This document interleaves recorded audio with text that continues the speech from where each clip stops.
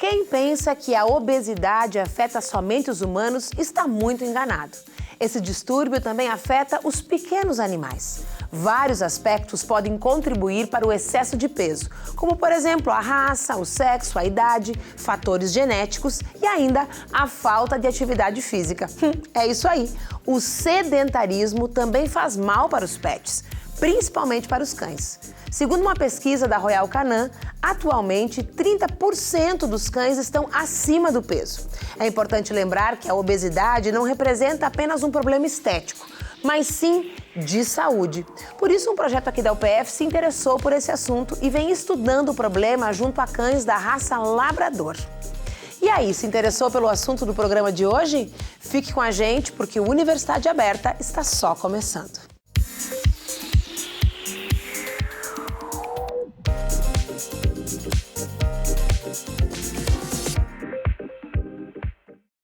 Com o objetivo de aprender e entender um pouco mais sobre os possíveis transtornos metabólicos de cães da raça Labrador, um projeto de pesquisa da Faculdade de Agronomia e Medicina Veterinária aqui da Universidade de Passo Fundo selecionou 16 cães da raça para realizar os estudos.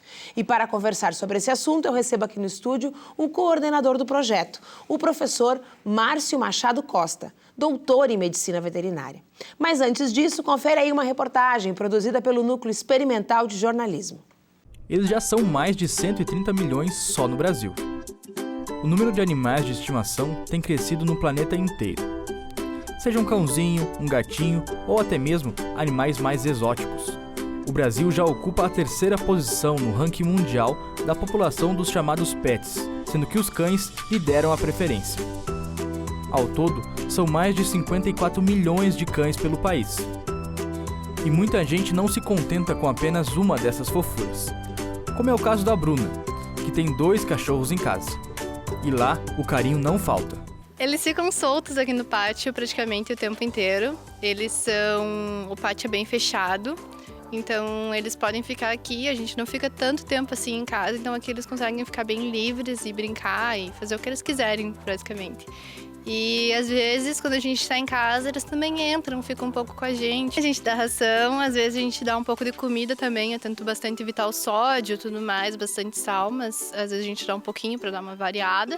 Mas a posse responsável não envolve apenas carinho. Entre os cuidados, a alimentação é fundamental para o bem-estar do cão.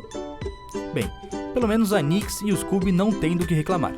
Quando a gente pensa em cuidados, a gente tem que pensar também em prevenção, né? A nossa tendência é cada vez mais ter animais mais idosos, então a gente precisa tentar prevenir qualquer tipo de doença que vá se apresentar no futuro, né? O recomendado é utilizar uma ração apropriada, existem as rações industrializadas ou até mesmo uma alimentação natural. Em relação a petiscos, a gente tem que ter um certo cuidado, porque normalmente a gente utiliza a ração como uma forma balanceada da alimentação.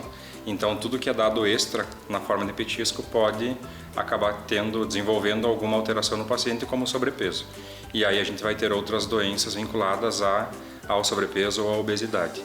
E muitas vezes, os problemas de saúde que afetam os humanos podem atingir também os nossos cãozinhos. Uma grande parte das doenças que existem em humanos também existem em animais, né? Então, principalmente a parte de doenças cardíacas que podem ser acometidas nos animais. Então, a gente tem bastante animal, muitas vezes doente ou hipertenso e que a gente não tem o diagnóstico por falta do atendimento de um médico veterinário, né? A diabetes também é uma dessas doenças, alterações renais, insuficiências renais. O Hospital Veterinário da UPF fez em torno de 8.000 atendimentos no ano passado. A maioria deles por atropelamento. E para evitar acidentes assim, os animais precisam de atenção e acolhimento. Um cuidado que não falta para a Nix e para o Scooby. O Scooby, ele é cria de 2 cachorros da minha tia. Ele veio pra cá bem pequenininho. E a Nix, um rapaz onde eu trabalhava, resgatou ela e eu adotei ela, trouxe ela aqui pra casa.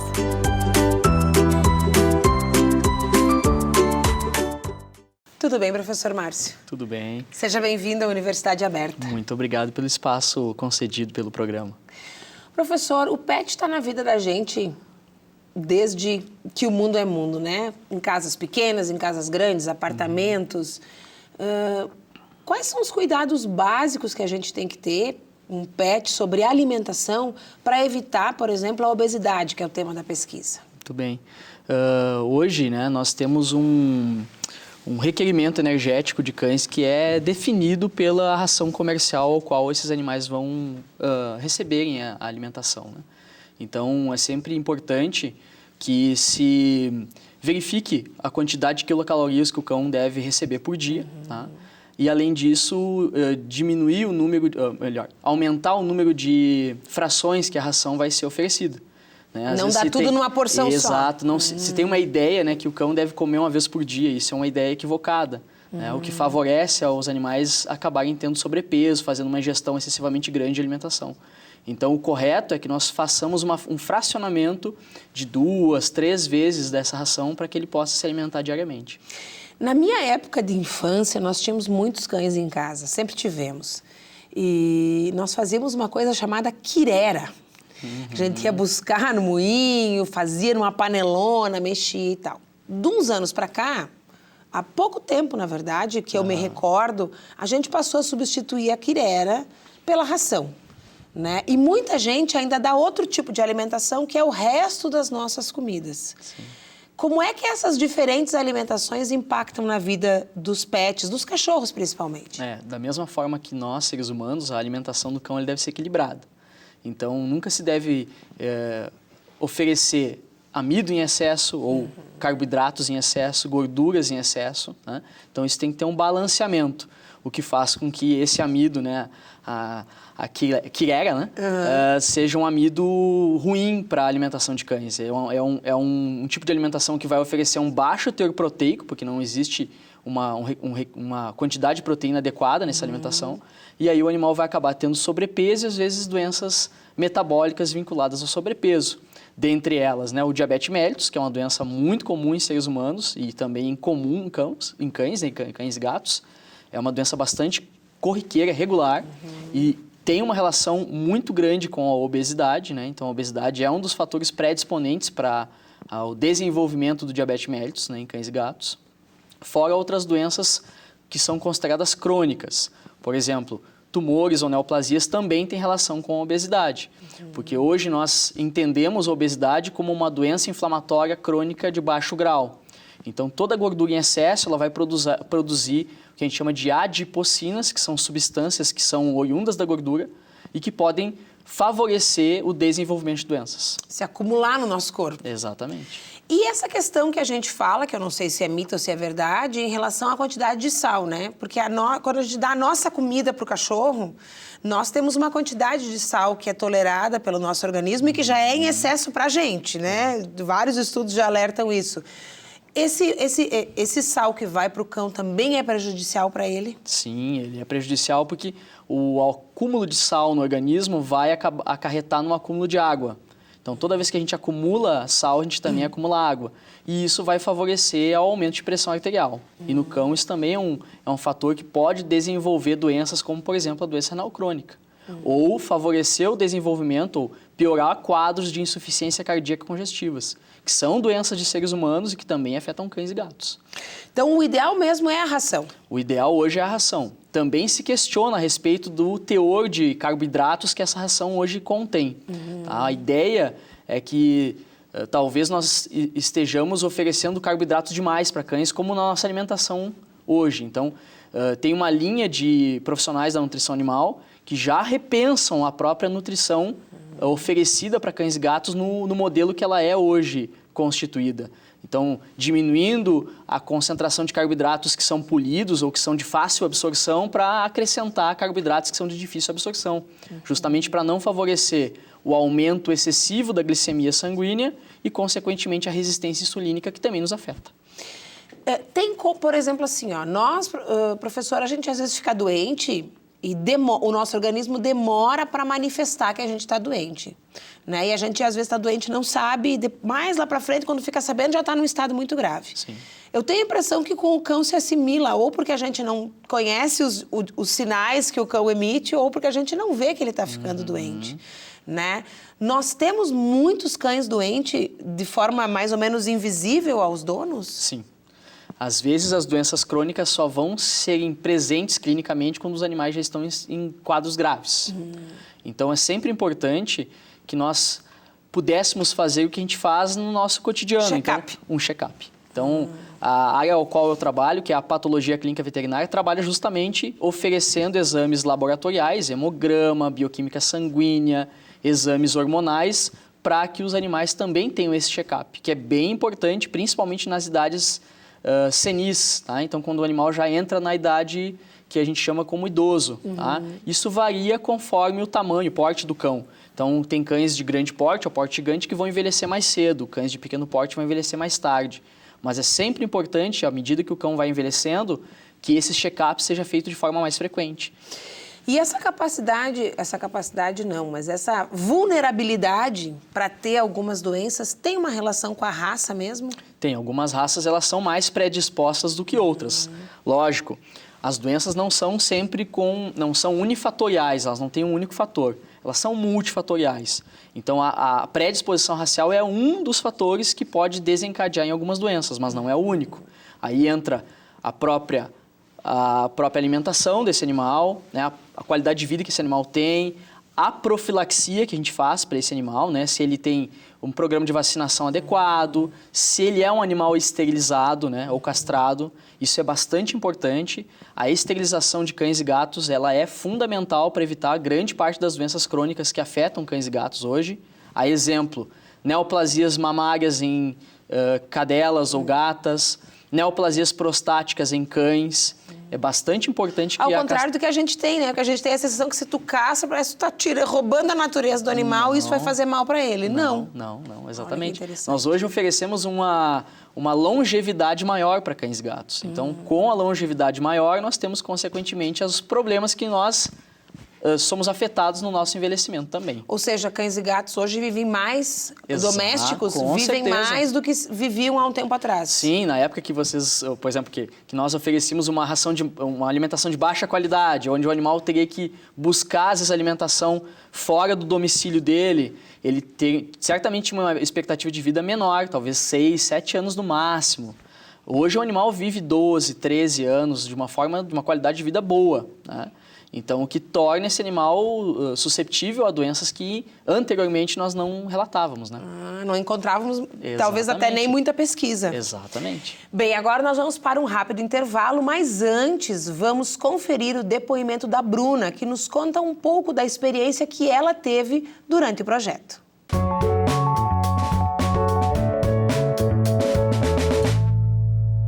Participar como bolsista de iniciação científica no projeto Dislipidemias em cães da raça labrador me permitiu trabalhar em um ambiente crítico, questionador e de produção de conhecimento, que é o ambiente de pesquisa. E também obter conhecimento de forma interdisciplinar, o que contribuiu significativamente em minha formação profissional.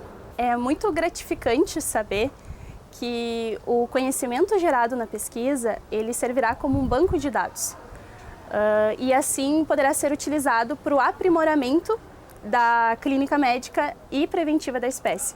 E como médica veterinária, isso me deixa muito feliz. Eu agradeço ao professor Márcio Costa e ao Programa de Iniciação Científica da UPF pela oportunidade de participar de projetos como esse, que tem um papel transformador, não somente na vida de quem participa, do pesquisador, do acadêmico, mas também da sociedade, pelo investimento em ciência e tecnologia.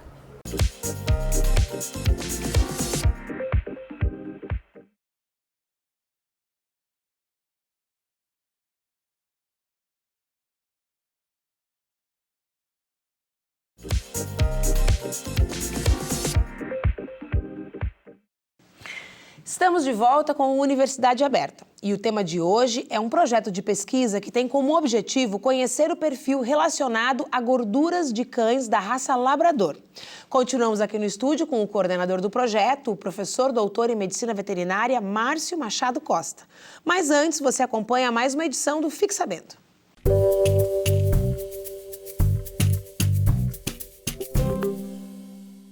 Você tem ideia de quantos cachorros de estimação existem no Brasil hoje em dia?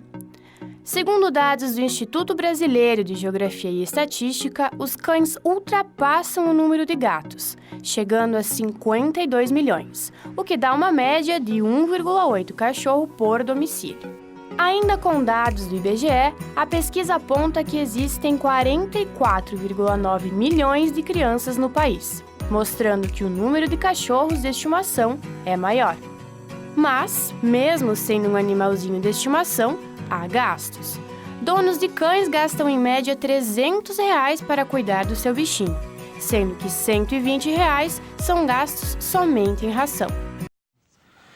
Nós aqui comentando, né, como o bicho de estimação faz parte do nosso cotidiano, né, professor Márcio? Exatamente. Passou a ser um membro da família. Passou a ser um membro da família. Tem lugares, inclusive, que diga, traga seu cão, ele é bem-vindo. Eu me espantei que eu fui no shopping esses dias e tem carrinho para cães agora, né? Para te botar o cão ali dentro e dar uma volta.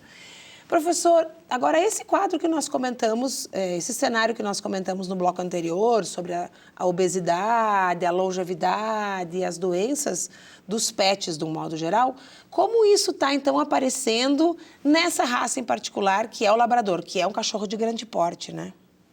Na verdade, o labrador, da mesma forma que outras raças de grande porte, ele é propenso a algumas doenças, principalmente no envelhecimento, doenças articulares, né, neoplasias ou tumores. Por ser um animal pesado, né? E o que também chama atenção é a predisposição à obesidade para essa raça, né, que também ela é observada em outras raças, como o Pug, né, como o próprio Schnauzer miniatura, como o Golden Retriever, que é um primo do labrador, se a gente for pensar, né, em nível de apresentação, mais baixinho, né? apresentação fenotípica, eles são parecidos, né? Então, essas raças acabam tendo uma predisposição à obesidade. E essa predisposição à obesidade, ela, às vezes, é pouco compreendida. Nós ainda não compreendemos por que essas raças acabam tendo maior chance de obesidade, às vezes, numa condição alimentar muito próxima a outros cães da casa, do domicílio, que não são obesos. E por eles serem maiores, por exemplo, os cães de grande porte, eles comem mais por serem maiores ou não necessariamente? Não necessariamente. Às vezes a alimentação que você oferece, ela pode ter uma baixa qualidade proteica e às vezes ela acaba não saciando o animal. Então, às vezes ele pode, se você deixar essa ração à vontade, às vezes ele vai, dentro do requerimento que essa ração tem, ele vai acabar comendo mais. Então, o que é interessante, às vezes, é buscar uma ração de boa qualidade, né? Uma ração premium, super premium, que é uma ração que, às vezes, ela sacia melhor o animal, oferece uma diversidade em nível de carboidrato, proteínas, e as proteínas são bem importantes, porque a ideia é que a ração animal ela pode conter qualquer proteína. Não, tem rações animais que vão conter proteínas de baixa qualidade, que são rações que são muito baratas, né? Tem um custo muito baixo, e rações que vão conter uma proteína de alta digestibilidade, que ela é mais aproveitada, o que faz com que o animal se sacie mais. Então, coma menos. E coma menos. Exatamente. Bom, como é que funcionou a pesquisa, então, para mapear esse cenário de obesidade nos labradores?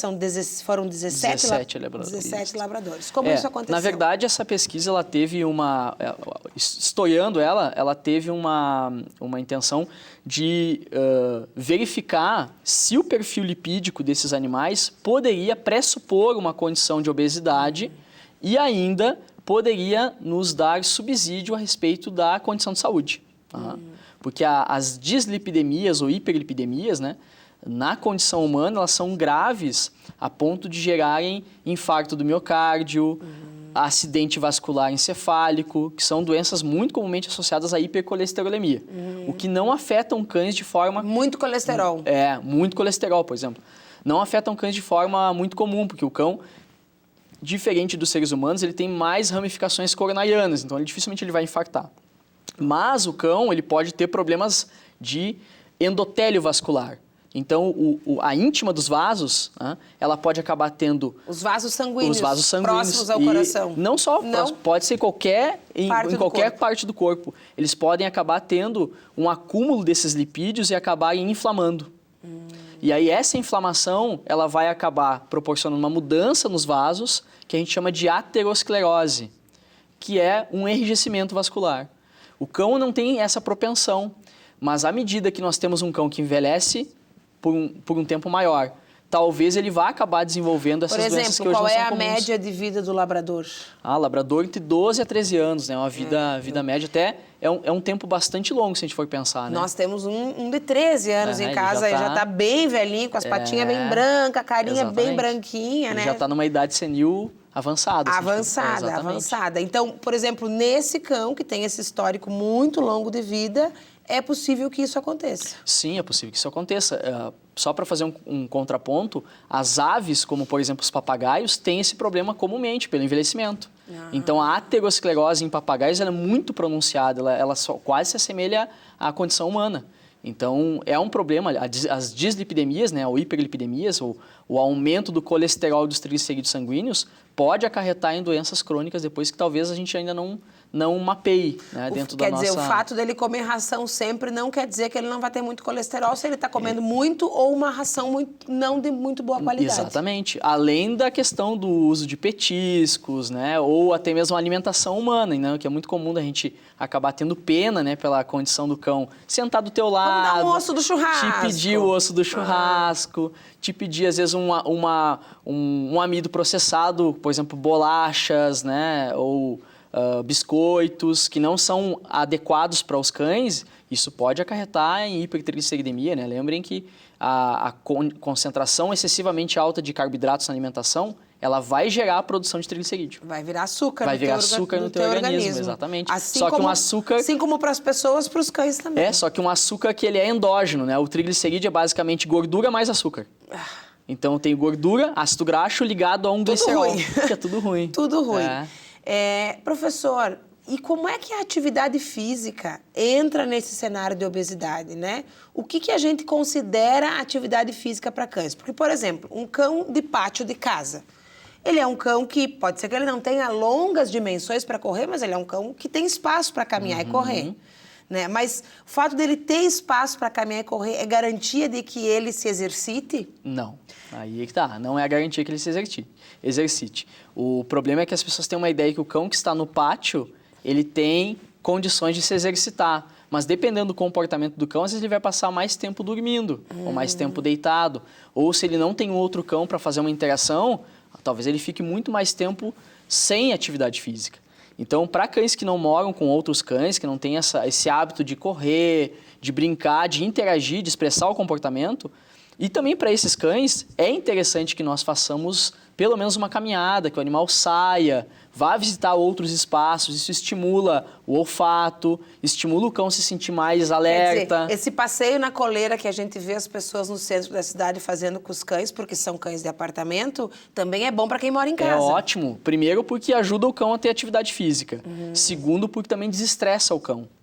Então, o cão precisa, da mesma forma que a gente, que gosta de viajar, né, que gosta de sair para outros locais, o cão também precisa conhecer outros odores, conhecer outros espaços, poder ter espaço para caminhar, expressar o seu comportamento natural, né? E até o presente momento, o que é que vocês conseguiram, então, mapear desses 17 cães? Muito bem. O que foi mapeado, então? Que grande parte dos cães que nós escolhemos aleatoriamente, porque na verdade, nós expomos o projeto nas redes sociais e os cães foram aparecendo, né? Até esse foi uma das grandes dificuldades, conseguir cães da raça labrador que não fossem mestiços. Porque o projeto, ele se detém a trabalhar com cães não mestiços, né? Com cães de raça definida. Então já foi um grande desafio para os alunos que se envolveram no projeto, porque não é tão fácil a gente conseguir labradores num ambiente urbano, às vezes, né? É muito mais fácil. Nós perdemos, a minha família perdeu essa oportunidade. Exatamente, de Thor poder tá lá, fazer um check-up a respeito do perfil lipídico. Então esse foi o primeiro desafio. Quando nós, então, mapeamos os labradores e começamos a fazer as coletas, o projeto não se deteve só em fazer a coleta de sangue, mas sim avaliar o score corporal e o peso desses animais, onde se evidenciou que cerca de 85, 86% estavam obesos. Então, muitos deles estavam obesos e, para nossa surpresa, grande parte dos animais, segundo os tutores, desenvolviam atividade física e isso numa faixa de quase 70%, e também numa faixa de quase 70% os animais não eram castrados. Não eram castrados. E vem aquela ideia, né, que as pessoas têm, eu não vou castrar o meu cão porque ele vai ter obesidade. Isso não foi um fator determinante para desenvolver a obesidade. Então, esses primeiros dados que nós encontramos. Aí, desenvolvendo a determinação de colesterol total, triglicerídeos e as frações do colesterol, que é o HDL e LDL, que tanto a gente conhece, né? O colesterol bom, que é o HDL, que ele está vinculado à maior atividade física. Então, esse colesterol ele nos protege de qualquer tipo de lesão vascular, né? Ele é um colesterol que ajuda a remover a gordura do corpo. E o LDL, que é o colesterol ruim, nós então também determinamos nos cães esses 4 parâmetros. Para nossa surpresa, mesmo os cães obesos, eles tiveram valores de colesterol total, HDL e LDL idênticos a cães sem raça definida, então mestiços, e que estavam com o peso adequado, entre 2 a 3 no score corpóreo. Ou seja, a obesidade não está afetando os níveis de colesterol. Deles. Contudo, 12,5% apresentaram hipertrigliceridemia. Então, 2 animais no estudo e ainda 2 fêmeas apresentaram hipertrigliceridemia. Então, entra na faixa aceitável dentro das raças, que é mais ou menos de 10 a 30% dessas raças definidas terem problemas de dislipidemia. Como os valores que essas 2 fêmeas apresentaram não foram excessivamente altos, tá? Não excederam 300 mg por decilitro, eles excederam 100, que é o limite da espécie canina, né? Mas não chegaram a limites graves a ponto de se preocupar com a hipertrigliceridemia, não é necessário tratar esses animais com medicamentos, e sim mudar... Porque o tratamento seria medicamentoso. Se a hipertrigliceridemia fosse super alta, desenvolvendo risco à saúde desse animal, nós poderíamos tratar com um medicamento que reduzisse os níveis de triglicerídeo. Então, nessa faixa aqui, eu acho que uma das fêmeas não chegou a atingir 170 miligramas por decilitro, a única medida importante é mudar a dieta. Aí sim, mudar a dieta, passar a desenvolver atividade física nesses animais, porque foram os 2 que apresentaram ausência de atividade física também. Então, talvez, embora os níveis não sejam altos, a atividade física contribui para manter minimamente o organismo bem. E estável, né? Estável. Equilibrado, exatamente da mesma forma que a gente, né? Professor, então, atividade física para o cão, uma boa alimentação, escolher rações de qualidade, nem sempre a mais barata é a melhor, né?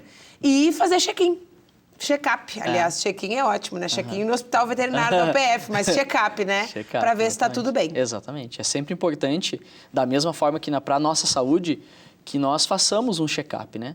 A visita ao médico veterinário ela não acontece só no momento da doença, no momento que o cão está doente. Ela deveria acontecer no momento que o cão também está saudável, justamente para que o médico veterinário que atende esse paciente possa conhecer esse paciente numa condição de saúde, para depois, se caso necessário, identificar a condição de doença mais precocemente. Ah, que bacana. Assim como a gente tem um médico, aquele médico de fé, né, que a gente vai sempre no mesmo, o animal também pode ter o seu veterinário, que é aquele que acompanha a vida do animal. Exatamente. Né? Deve, com certeza. Que bacana. Professor, muito obrigada pela sua presença. Eu que agradeço o convite. E esperamos aqui numa próxima oportunidade. Ok, obrigado. Bom, e a gente agradece. E se você gostou da nossa reportagem, pode assistir no site nexjor.com.br e o programa na íntegra disponível no nosso canal do YouTube. Estaremos de volta na semana que vem com outro projeto de extensão ou de pesquisa desenvolvido aqui na Universidade de Passo Fundo. Eu espero você. Até lá!